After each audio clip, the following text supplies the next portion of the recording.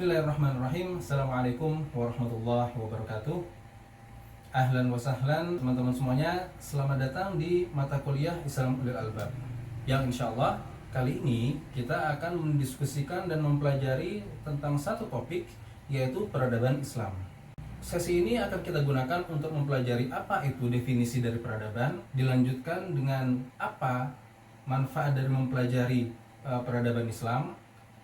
Kemudian selanjutnya kita juga akan mempelajari sejarah perkembangan peradaban Islam yang dimulai dari masa klasik, yaitu masa Khulafaur Rasyidin dan masa Nabi SAW, yang dilanjutkan dengan masa pertengahan, yaitu dimulai dari masa dinasti Umayyah, kemudian dinasti Abbasiyah, kemudian dilanjutkan dengan perkembangan Islam di masa modern, yaitu sampai pada kekhalifahan Turki Utsmani. Nah, sebagaimana kita ketahui, Islam pada masa pertengahan pernah mencapai masa kejayaannya.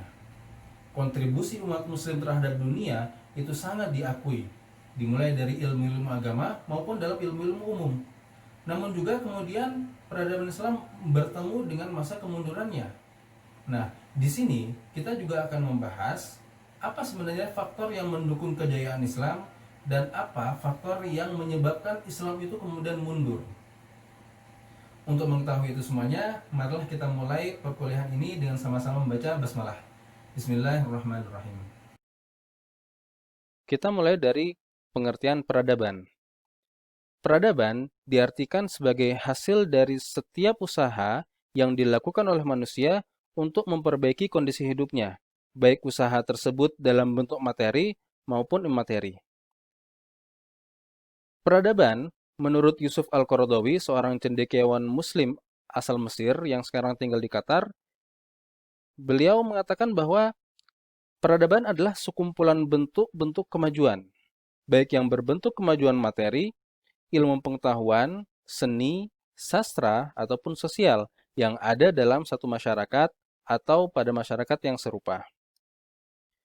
Peradaban juga dipahami sebagai akumulasi dari dinamika manusia dalam konteks ruang dan waktu, di mana mereka mengelola sumber-sumber alamnya dalam bentang sejarah. Produk-produk ilmu, pemikiran, seni, dan lain-lain serta penjelmaan fisiknya itulah yang disebut dengan peradaban. Terkait dengan peradaban Islam, saya kutip dari Dr. Nasirul Haq MA, Ketua Umum DPP Hidayatullah, peradaban Islam, selain gabungan dari pengertian peradaban yang sudah disampaikan tadi, peradaban Islam pada intinya adalah manifestasi iman di dalam seluruh aspek kehidupan.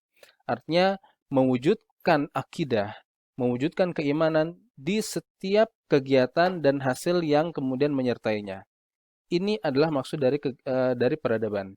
Jadi, kalau kita pernah mendengar yang namanya peradaban Yunani kuno, peradaban Romawi kuno, peradaban Mesir kuno, kesemuanya itu tidak lain adalah hasil dari usaha yang dilakukan oleh manusia untuk memperbaiki taraf hidupnya.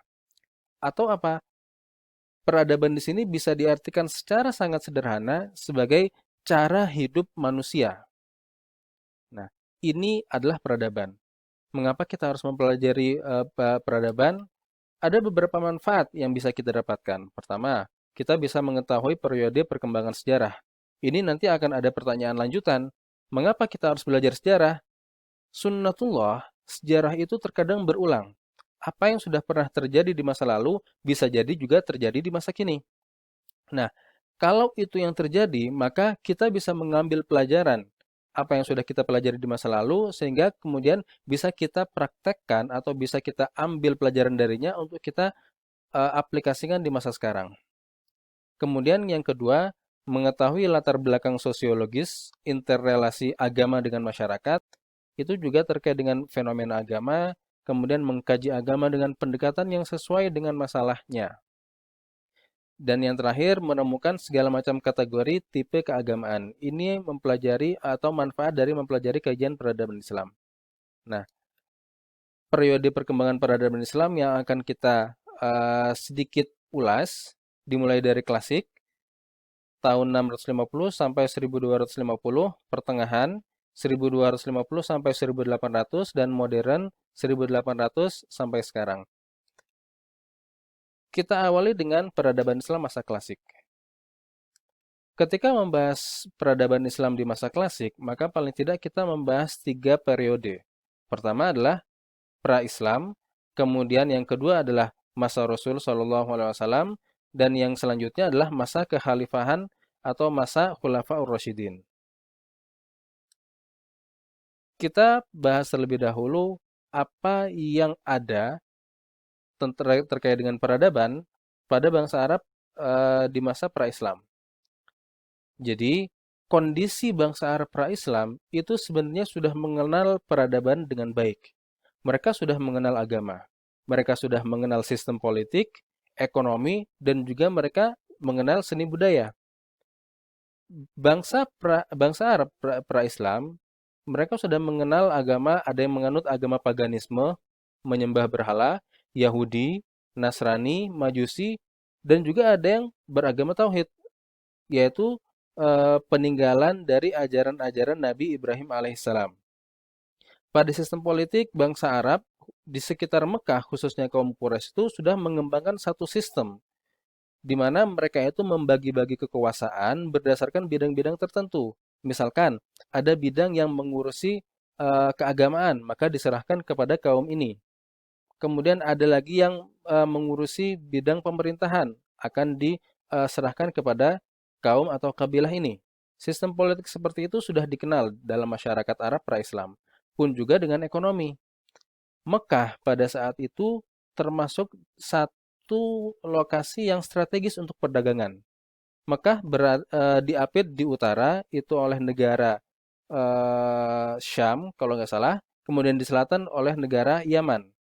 Kemudian di barat negara Mesir, dan di timur itu negara-negara seperti Persia kalau nggak salah, atau Irak. Nah, dengan lokasinya yang strategis, Mekah di sini sudah menjadi salah satu pusat perdagangan ketika itu. Bahkan aktivitas perdagangan bangsa Quraisy, salah satu dari kaum yang ada di Arab, itu diabadikan dalam Al-Quran, yaitu surat Quraisy. Li'ilafi Quraisyin ilafihim rihlatas syita'i was-saif ila akhir ayah. Dan kemudian peradaban dan juga bangsa Arab itu sudah mengenal seni budaya. Kita tahu yang namanya bangsa Arab itu mereka sangat gemar dengan syair. Mereka kuat hafalannya terhadap syair itu dan mereka sangat gemar membuat syair-syair. Sehingga bahkan ada cerita sayembara untuk membuat syair, yang menang syairnya itu kemudian digantungkan di Ka'bah. Dengan begini, ini kemudian menjadi diskusi bagi kita. Sebagaimana barusan dijelaskan, peradaban Arab atau peradaban orang-orang atau bangsa Arab sebelum Islam itu sudah mengenal peradaban. Namun, mengapa bahkan dengan berkembangannya peradaban bangsa Arab kala itu, masa ketika mereka hidup sebelum datangnya Islam itu disebut sebagai masa atau zaman jahiliyah? Nah, ini diskusi kita yang harus kalian jawab tentunya nanti. Kemudian kita membahas peradaban Islam periode Mekah. Di Mekah, fokus Rasulullah itu adalah penguatan akidah sebagai pondasi dari peradaban Islam. Itu tidak mudah dalam membangun akidah pada masyarakat Mekah ketika itu, karena pengaruh dari agama-agama yang sebelumnya, maka dakwah agama Islam yang merupakan satu hal baru bagi mereka dan juga yang mengganggu kenyamanan beragama mereka. Nah, itu kemudian membuat Rasul merasa banyak rintangannya. Oleh karenanya, dakwah Rasul terhadap penguatan akidah itu dilaksanakan secara bertahap, secara diam-diam kepada para kerabatnya dan keluarga dekatnya. Setelah kemudian diketahui mereka banyak yang menerima, dilanjutkan dengan terang-terangan dan kepada masyarakat yang lebih luas. Namun ketika dakwahnya kemudian mendapatkan banyak penolakan dan intimidasi bagi pengikut-pengikut Islam ketika itu, Allah memerintahkan beliau untuk berhijrah ke Madinah. Di Madinah, satu hal yang menjadi fokus Rasul ketika baru pertama kali datang adalah mendirikan masjid. Mengapa mendirikan masjid? Apa sebenarnya fungsi masjid? Nah, kita tahu yang namanya masjid adalah tempat untuk beribadah. Tapi masjid mempunyai fungsi yang lebih luas daripada itu. Masjid bisa dijadikan tempat berkumpul, tempat untuk konsolidasi massal, sehingga bisa menyampaikan atau gagasan-gagasan mengenai kenabian, mengenai Islam itu bisa disampaikan di masjid. Dan yang kedua, Rasul mempersaudarakan antara kaum muhajirin dan ansar. Kaum muhajirin adalah orang-orang yang ikut hijrah bersama Rasul dari Mekah ke Madinah. Konsekuensinya, orang yang hijrah itu kan meninggalkan harta bendanya di kota kelahirannya, yaitu di Mekah. Nah, ketika mereka sampai ke Madinah, mereka hanya mempunyai apa yang mereka bawa dari barang-barang mereka itu. Bisa jadi tidak bertahan lama. Oleh karenanya itu, mempersaudarakan antara kaum muslimin, yaitu muhajirin dan ansor, selain mempunyai misi keagamaan, yaitu memperkuat ukhuwah Islamiyah, juga ada misi ekonomi. Dengan dekatnya antara kaum muhajirin dan ansor, kaum ansor yang kaya, kemudian mereka rela untuk mempekerjakan kaum muhajirin. Mereka rela untuk menyumbangkan harta bendanya kepada kaum muhajirin, sehingga kaum muhajirin tetap bisa produktif. Yang selanjutnya menyusun perjanjian antara kaum muslimin dan non-muslim. Kita tahu bahkan di Madinah itu bukan hanya umat muslim saja yang hidup, tapi ada juga orang-orang Yahudi seperti Yahudi Bani Quraidah, Bani Nadir, yang itu harus dibuat perjanjian perdamaian antar mereka. Artinya apa? Perjanjian hak dan kewajiban, bahwa umat muslim mempunyai hak yang harus dihormati dan mempunyai kewajiban yang harus dilaksanakan terhadap kaum Yahudi atau kaum non-Muslim. Begitu juga dengan sebaliknya. Kenapa? Supaya untuk menghindari konflik. Nah, kemudian yang selanjutnya menyusun landasan politik, ekonomi, dan juga hubungan antar masyarakat yang ketika semua aturan yang dibuat di Madinah itu sudah mapan, selain dari masalah akidah yang sudah kokoh, kemudian masalah syariat yang sudah dilaksanakan dengan baik, baru kemudian Rasul mempunyai ide untuk memperluas penyebaran Islam di luar Madinah, ke Mekah, dan di luar negara Arab. Ada diskusi lagi.